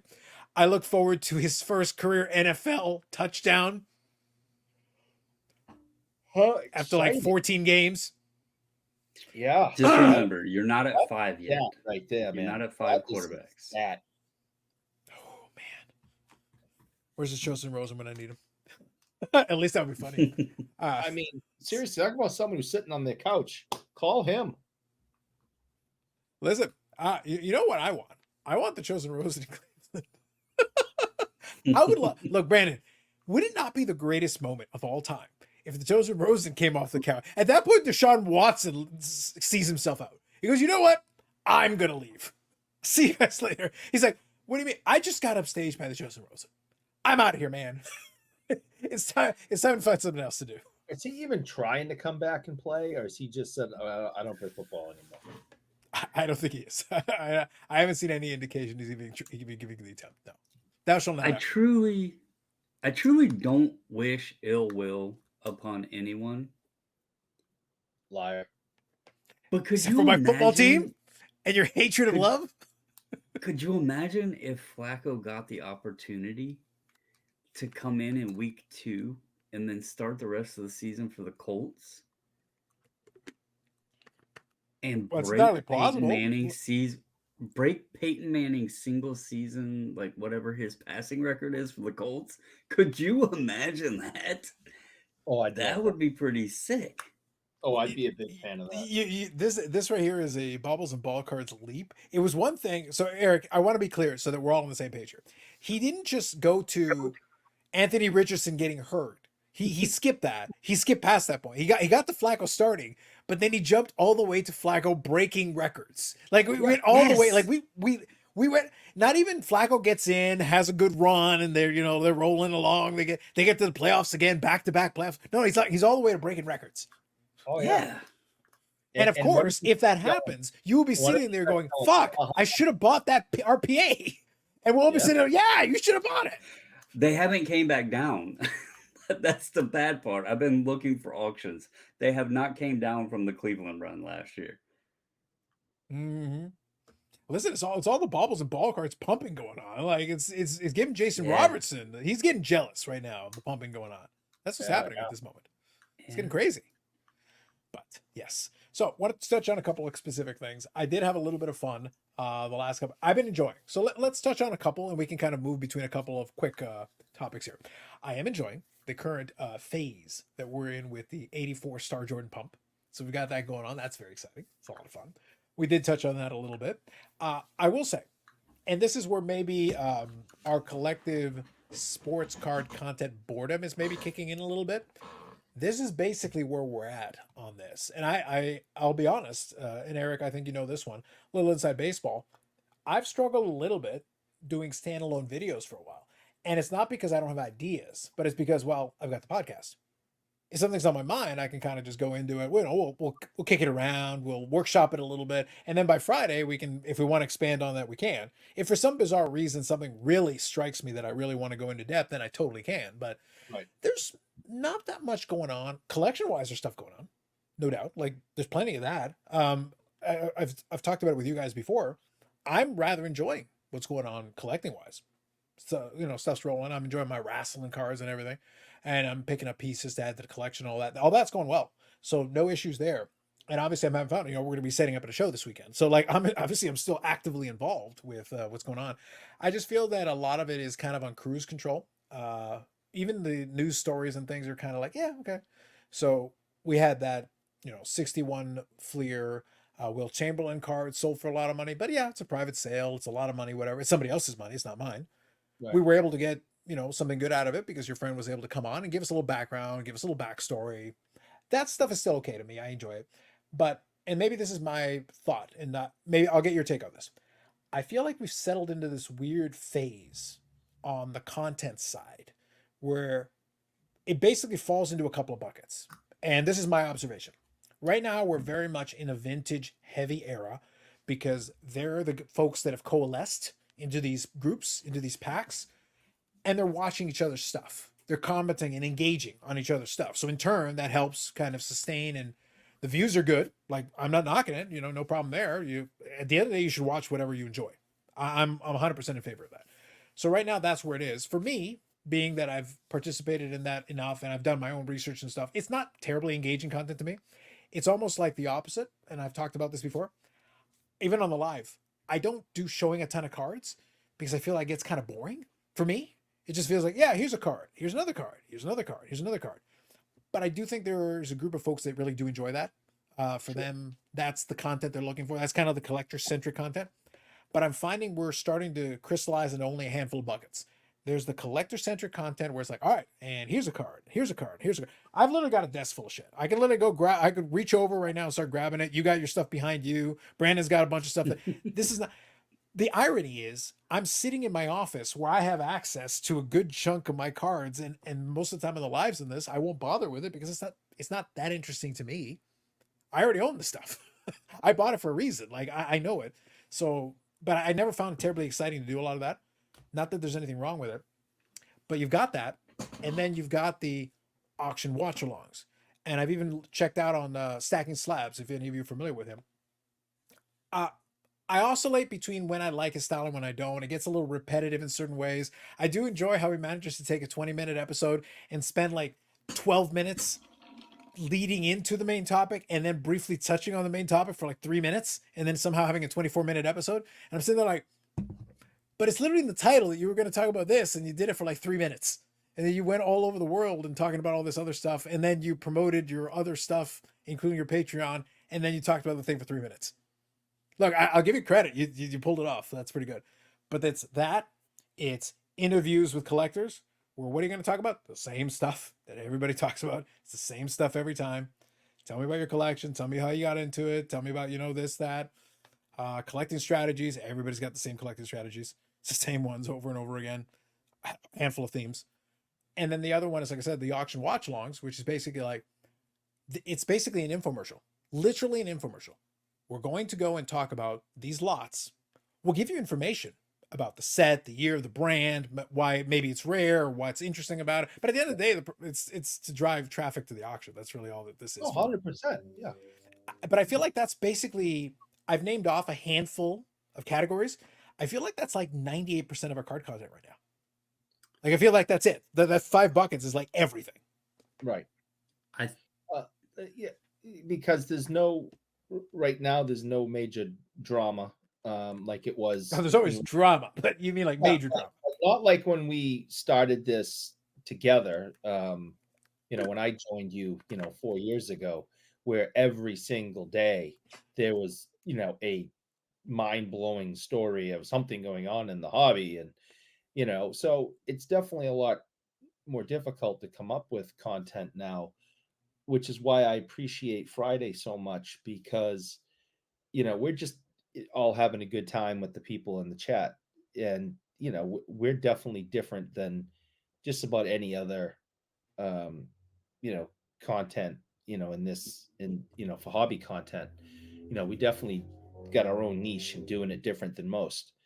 I honestly don't think I could do a serious card centric podcast or live show on a weekly basis. It's like, how do you do that?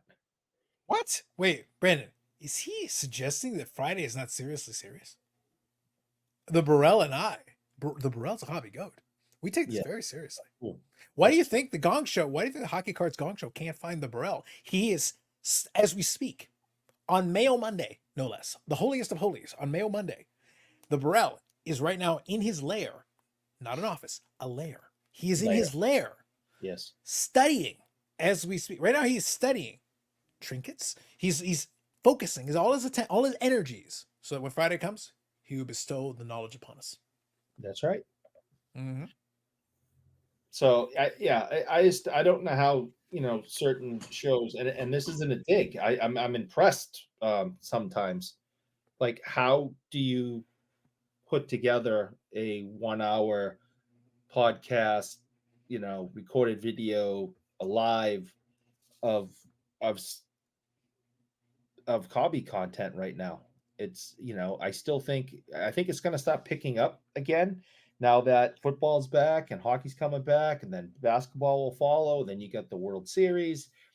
So you'll have all 4 going on at once. And that's when it gets exciting. Then it starts getting colder. People are now back inside. And instead of going to the beach, they're sitting in their houses looking at their collections. Everything starts picking up this time of year, moving into the winter. But the summer is really hard to produce content on the hobby because it's the slowest period of time of the year for it. And thankfully, we have shenanigans to keep us entertained. But I don't know how people do it and are serious the entire. I'd actually argue that I think the level of seriousness has fallen absolutely through the floor. Like, even like I said, as critical as I am of Gong Show, and there's elements of it that are a lot of fun to poke fun at. And again, this past Friday, I was not the one poking fun. It was the Burrell. Oh, yes, he was. So wrong. It was the Burrell. It was not I. But the critique came from the Burrell of all places. Impressive. But I'll say this: like, even they, within the context of what they do, try to incorporate some silliness into it, and I think that's what you have to do at this point. I don't think you can try. This is not warrant seriousness. No, because it's like it's collecting cardboard. Yeah, we're not curing cancer here, people. So it would be a tough sell for you to try to pitch seriousness into it. Now, can you do informational? Sure. I think there's element, like, if you choose, I'll say Bowman 53, and his last one had a couple of folks on there that had collected the 53 top set. But they kind of fell into the trope. That's the reason why it kind of led me down this path of talking about it. I actually like his stuff and I like what he does because he does produce some very nicely produced videos. On the live, they kind of go even flow. They'll go check out some cards. They'll look up some stuff, which is fine. I think there's a place for that. And in this case, he was having two guys talk about that set, maybe some favorite cards they had in the set or whatever. But then they also get into, okay, so this player's backstory is X, and they go and explain the backstory of the player or whatever. And I think there's something to that as well, because then you're creating a narrative. You're creating a story, which I think can work, because then there's your entertainment side of it. But that's why I say, like, I feel like we've fallen into a bucket of there's that, and then basically the infotainment, infomercial side, where it's like, yep, because now Stacking Slabs can literally do, like, I guess, like 4 or 5 episodes a week, and one is a collector conversation, which if you got enough for roll that next to collectors, that's evergreen content. You can roll that out as much as you want. You got lots of those. And then you've got the auction watch alongs. They don't do so much watch alongs, but they'll do with the Wharf Sports, they'll go and preview an upcoming auction. Here are some lots in the upcoming auction. And now they've got a second show where they'll go into more depth in very specific. So in reality, you've created 2 auction shows within the same auction. So you got a twofer here now. So, but in reality, it's like, yeah, and this is what you're filling the hobby content space with. And then the only other genre left after that, basically, is your news. Somebody does like a daily news. This thing happened. Brandon put the hex on these players and teams. Look out. Yeah. Maybe we should have fair warning. Next time Brandon has a fantasy football team, maybe we get the heads up and we warn everyone. Quickly run.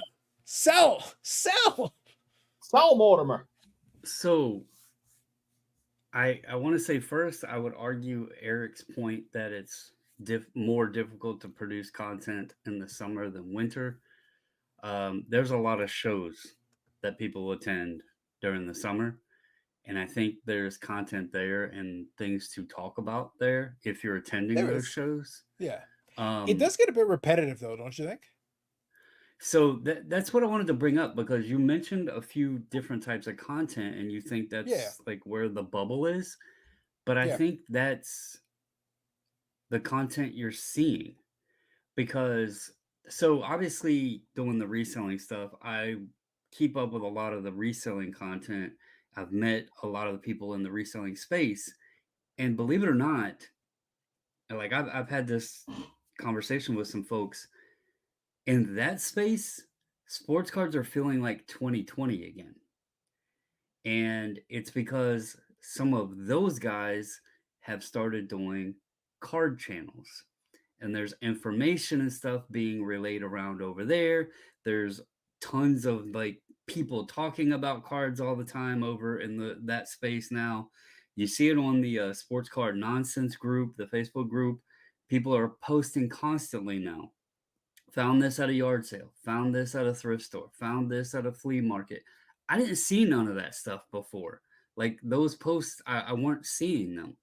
But those guys, the ones that I know that are doing the content, they are doing, it's very simplistic content, but it's reaching a massive audience in terms of looking at some of the popular channels that we hear about in the card space. Their views are insanely higher than some of the popular guys in cards. And what they're doing is going to shows and doing bargain box digs, or they're going to a card shop and, buying cheap singles. Or the one that I can't believe people are watching a ton of is they'll sit down and record a video opening like a random junk wax era pack that literally has nothing to chase in it, and they're just sitting there opening it. The one guy that sold the Caitlin Clark, he has 294 videos on his channel, American Arbitrage Cards. He is currently at 35.9 thousand subscribers. To put that in perspective, Dustin has 1,700 videos, Sports Card Dad, with 21.4 thousand subscribers. American Arbitrage's video, his last one was 7 days ago, 10,000 views. 2 weeks ago, 7,400 views, 6,900, 16,000, 10,000. You go to his shorts, he's getting 9,100 views on shorts, 19,000 views, 13,000 views, 30,000 views, 37,000. Like, and he's actually teaching a lot of these other guys the short form. And I actually, and this might just be what I noticed, but I tried to look at what my kids are interested in, because my daughter's going to be 19, my son's going to be 24. So that younger generational age group. And I actually was you surveyed the youths. You surveyed the youths. Yeah. Well, I logged in because I didn't realize the cable box my son had logged into his YouTube on the Verizon cable box I have in the basement. But I went to it, and I went to the library, and I was looking. I was like, all right, what is he interested? Because he likes Magic the Gathering and stuff like that. And it was like all shorts. It was either shorts or long form, like hour-plus long videos. And I was like, that's crazy that I'm seeing these other guys like Carrie, and there's a guy, Tim, over the years. They're doing the TikToks, they're doing the Instagram reels, and then they're taking all of that and putting it over into YouTube, into the short form. And then they're also doing like the vlog style bargain box hunts at shows or card shops or whatever. And their channels are growing like crazy. So I think there is another element, and it's catching a different audience. The collector side, or maybe the old guy side, maybe we're not noticing that as much. I'm only seeing it because of all the talk over there. And I'm telling you, like, there's people buying cards over there for, let's just say they don't know what they're buying and they're paying more than they should. But it reminds me of 2020, because it's like they're known in the reseller space, but now they're talking a lot about card. Like every podcast in reselling is talking about sports cards now. And it's just like, holy shit, I left selling sports cards and started doing the reselling, and I was doing reselling content, and now I'm like hearing all about sports cards again, and I'm just like, what the hell is going on? And it was just it's interesting to see, like, jumping into a completely different genre, and then seeing how it's merging its way over there. So there is other elements to content, I guess, is my point.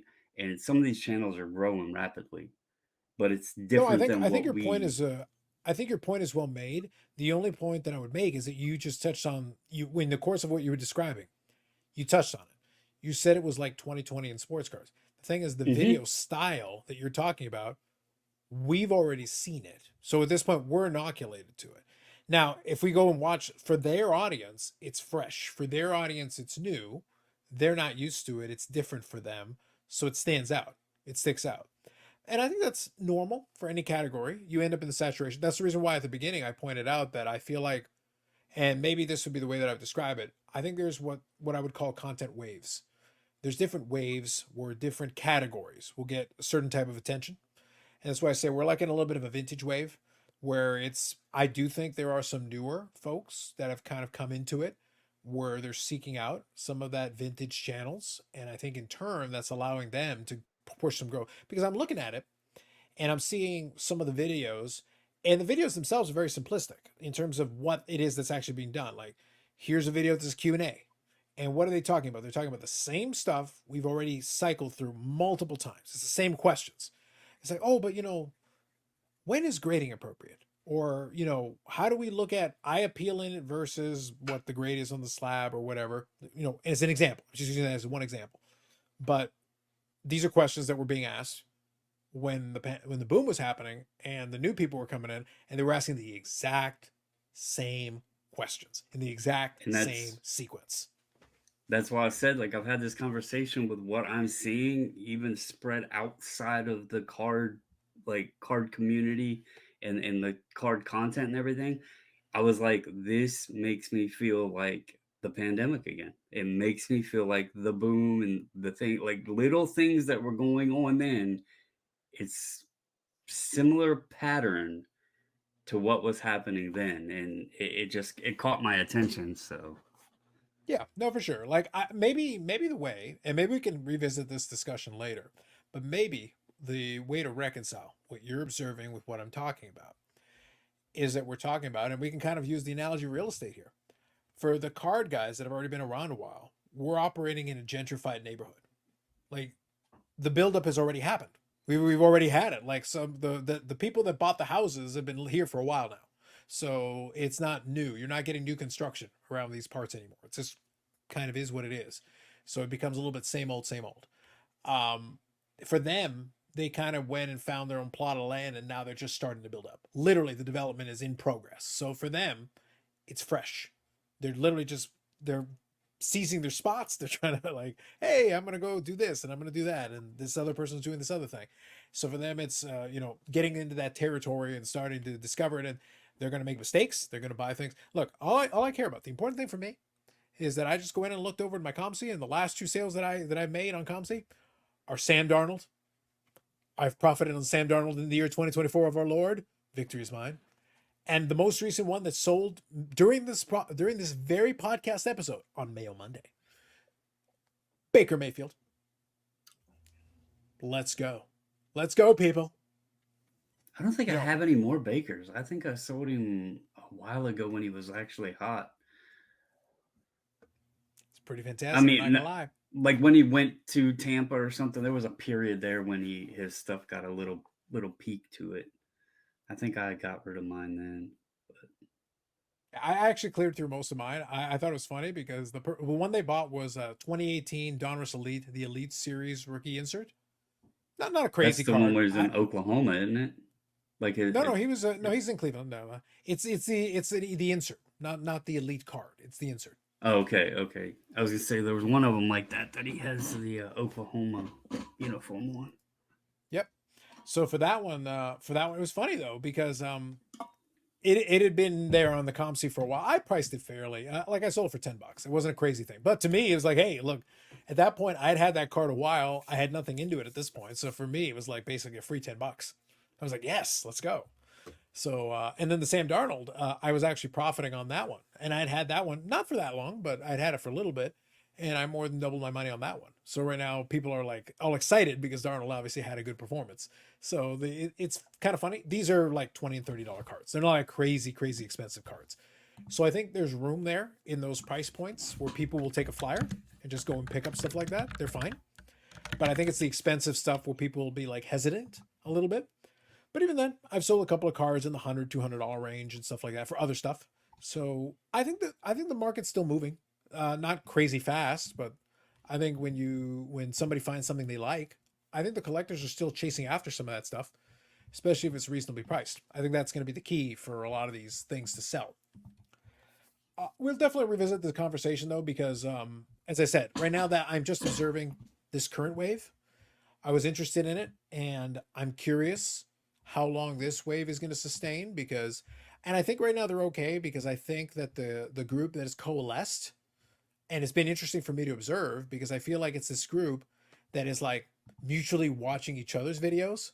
So like you'll make a video, they'll watch your video, you watch their video, they watch this, and then you've got a group of viewers and commenters and whatever. So what does, and this is how it plays in the YouTube thing, because you've got the commenters who are engaging with it in terms of commenting and all that. That's why we always talk about it's nice when we get a little engagement because it actually helps. It does help. So it encourages YouTube to show it and share stuff with other people. But because all these people are commenting, even if it's just, hey, nice cards, or hey, that was, whatever, interested in it, that automatically pushes it to others. And in turn, it becomes a snowball effect. But you'll go there and you'll see the same commenters on every single video. It'll be the same thing over and over, but it works because if enough of that's going on, it keeps the self-sustaining, it keeps the wheel moving.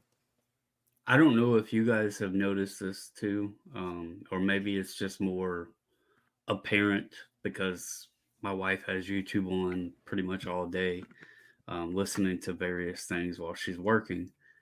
But I have noticed a change in, and we know the algorithm changes all the time, but the way that YouTube is pushing different things, it's trying to feed like our, recommendeds and all this. It's trying to feed us more of things like videos and channels that we've never watched before, but similar topics to like things that she watches during the day or whatever. And it's not feeding the normal content stuff that we would sit and watch every evening, like when we were having dinner or something like that. It's like adjusting what it's feeding now and the recommendeds and all that. So it's making it tougher to even find the channels that we normally watch, and it's wanting us to watch other stuff. So I don't know if y'all have noticed that, or if you just only go off like your subscription basis or anything like that. But that's definitely something I've noticed. I think it depends. So just speaking truthfully, I think it depends on the combination of videos you watch. Because if I start down a rabbit hole, like let's say I watch a bunch of reaction videos, for example, I'm going to get fed a bunch of reaction videos. I talked about the Linkin Park thing. I watched the Linkin Park live stream they did. And then I watched the music video. And right now the lead singer is embroiled in controversy. So guess what is coming up on my feed? All the lead drama. Singer of Linkin Park, like all of it. Yeah. Yep. So the lead singer of Linkin Park, embroiled in controversy, blah, blah, blah, etc. So it's been interesting to kind of observe that. But at the same time, I have the option to, now there's two things I can do. One thing is I can go in my history and remove those, and immediately it comes off my recommended, like instantaneously. As soon as I remove the ones that I watched, I remove them, it clears it, and then all of a sudden, boom, it's off the screen. It resets everything to kind of the way it was set before. So it's always, you do have a little bit of control over it. I think a lot of people don't understand that. And this is occasionally, I'll mention this, but I will give a reminder. And you can do this on mobile and you can do this on your desktop. If you get in your recommendeds, you can click on the three dots. So the little three dots there on the side of it. You have the option to say not interested and don't recommend channel. So if you're getting fed stuff that genuinely you are not interested in and don't want, you can say not interested, and that'll kind of generally try to adjust things for you. But you can also say don't recommend channel, and if channel is trying to bombard you with content you're not interested in, well, there you go, just remove it. That's why I was back in the old days of the live, when people were complaining, say, oh man, I'm getting all these sports card investor videos, and I'm like, okay, look, if it really bothers you that much, click the three buttons and say don't recommend channel. Don't come crying at me. Like, I fixed your problem. Anything else I can do for you? Like, that's it. That's all you have to do. And by the way, you only have to do it once. And after that, the channel's no longer recommended. If you do the no channel one, the channel doesn't get recommended to you. So what's the problem? You can curate your experience to a certain degree. Obviously, you'll still get the odd thing that'll go through, but then just push the button again. The likelihood is that our biggest problem is she watches 99.9% of all of her YouTube on the TV, which is where we watch most all of our YouTube, which is also, for anybody out there listening, if you have a channel, if you don't see me comment much, that's why, because I don't watch much on the computer. So, and you can't comment on the TV. I'm surprised they have not figured out a way to do that yet. But well, could you imagine though? Like if you actually watch Eric's, recommended, it's literally mayonnaise and cat videos. That's all it is, like a block, a straight block, all the way down with no exceptions, none. He's already cleared out everything else in creation except for those two things. That's all he wants to see. I heard he secretly watches a lot of Jason Robertson highlights too. He just doesn't like to admit it. He probably uses his burner for that one. Yeah. He doesn't want his main YouTube channel to like know that he's watching a lot of the J-Rob stuff. Yeah. It's okay. It's understandable. Yeah. Most not judging. Most of my YouTube watching is cycling. And Bobby Orr Chicago Blackhawk highlights. No, because there aren't any. He played like Oh, 20 there's games. so like, many. No. And all 22 games are highlights. No. They're highlights of the man's career. Both knees were destroyed, and he could barely skate, and he was only there for like 23 games or something. He didn't have highlights. Which makes it crazy that like his Hall of Fame career is built on those 22 games. That was nuts. I couldn't even believe it. Like that was crazy. Game he ever played was against the Vancouver Canucks. Good times.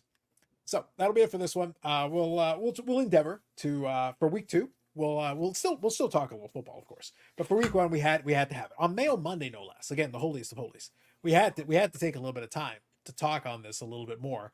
But yeah, for next week we will probably still touch on it because at this point I am in the Malik Willis era, so I may not want to talk about it that much. I want to limit myself to a couple minutes of griping. Maybe my highlight will be the Malik Willis first NFL touchdown. Oh, that would be something. Maybe. That would be not cool. quite as exciting as Mayo Monday. You're gonna have to apologize if I actually did you a favor. I don't feel we're in any danger there, Brandon. I don't think we're in any danger of that. I'm not too worried about that particular circumstance and outcome. Moving on. All right. So that's it for us this time around. By the way, so a couple of things I'm going to ask you to do. And I'm going to try to get better at this because we want to do it. So number 1, there is an audio version of this. Oftentimes it gets a little delayed though, to be fair. To be fair. Thank you. It will get a little delayed because I have to wait for YouTube to process it. I actually take the file and extract it. So if it's a couple of days later, if you want it right on time, go to the YouTube channel. Subscribe to the YouTube channel. Support the video on the channel. We do appreciate it. It is the most direct way to get it. We always appreciate the engagement as well. If you've got any thoughts or comments on any of the stuff we talked about, look, disagree with us. Tell us why the Mayo era is truly the greatest era of all time, which it really is. And I don't think Eric's fully appreciating living in this golden sing the praises of Malik Willis if you must. I don't know why you would, but if you must, I suppose you could. Try to defend Deshaun Watson. Good luck with that. Whatever you need to do is fine. Also, but I will ask you a question. I would like to know, for those of you who do watch this, because presumably if you're watching and listening to this, you probably are interested in somewhat of the sports card content. What kind of content are you watching currently? What dominates what type? Are you watching the show vlogs? Are you watching collection videos? Are you watching pickup videos? Are you doing a little bit of a combination of different things? Or is there certain specific niches that you are you checking out a lot of the lives? Is that kind of what you're into? I've seen a little bit of a mixed bag of different things. Curious which one of these things you happen to be spending most of your time watching. So I'd be curious about that. And also vote on a silly card of the week because we've been having a lot of fun with that and the engagement on it has been very good. I will make sure there's a community post up. So we will have that as well. And, maybe we'll have a book report. Maybe we were talking about a book that I saw on there. So maybe we'll have a book report at some point in the upcoming future. What we will have, though, more than likely on the next Mayo Monday, we cross our fingers. Maybe it'll be the next Mayo Monday. If we have another Mayo Monday, I will have a little bit of a report from the card show. So I will give a couple of observations. I'll do a little bit. My plan is to still do a standalone video. So even though I haven't done a ton of standalone videos recently, I would like to do one. Check out the Wrestling YouTube channel because I will be talking about that when 2024 AEW does drop. I will be chatting a little bit more about that when that happens. And then also there is one other thing that I want to talk about is pertaining to coverage on the wrestling side, because there are some specific things that I've noticed about that. Right now, that space is a little bit more dynamic because there's some stuff happening. Again, in sports cards, it feels a little static outside of the newfound land that Brandon was talking about. In the reseller space, they're learning now about the cards, the cardboards. Getting very excited over there. Yeah, there's a lot of talk over there. Yeah. So it is good to note that there is some areas of the hobby that still haven't fully touched or not fully exploited to the degree that. And by the way, tell those people to buy all my Sam Darnolds and Baker Mayfields. I'm a big fan of that. That'd be great. If you guys would do that, that would be great. I've still got a couple. So feel free. Just hit the buy now. Just don't even think about it. Just hit the buy now. It's good. It's a good price, I'm sure. So that'll be it for us this time around. We got Brandon Baubles and Ball Cards. You can reach out to him if you need him to add somebody to the fantasy team. If you hate someone and want their team to go down in flames, he will use his powers for evil. Between that and his association to 540 flips, he may actually be in league with Satan. There's a really good chance that between those two, just throwing it out there as a possibility. You got Eric Sanderson or on Instagram. You can send him your general hate mail. Appreciate him paying for the like button. That is the thing. We appreciate if you would like on the YouTube and or leave comments because the engagement is always appreciated. If you haven't already subscribed, do it because we may have yet more Mayo Mondays before the end of this season. We're crossing our fingers and hoping for more Mayo Mondays. Let's go. Maybe that'll be part of the title too. We'll see. Mayo Monday and Brandon ruins love. I don't know. Still workshopping. We'll see. So that's it for episode 93. We will catch you in the next one. Thanks, everybody.